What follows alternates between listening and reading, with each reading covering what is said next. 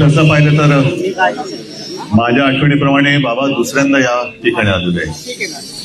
पहिल्या कधी आलो तो आता लक्षात नाही, पण आजची भेट ही आयुष्यभर लक्षात राहील. आणि आपल्याला तर मी प्रथम भेटतोय. आपले आशीर्वाद घेण्याचं कित्येक दिवस मनात होतं. तसं मी विश्वंभरजींना बोललो पण होतं की मला यायचंय, बाबांचे आशीर्वाद घ्यायचे.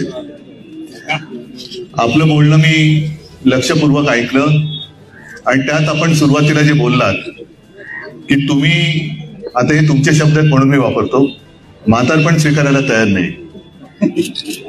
आजही तुम्ही प्रेरणा देतात आम्हाला. माझं मत आहे प्रेरणा कधीच म्हातारी होऊ शकत नाही.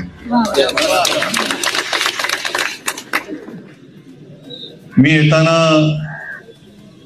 एक सरकारी ताफा गेला, त्याच्यात जयंतराव तुमचे पूर्वाश्रमीचे नेते होते.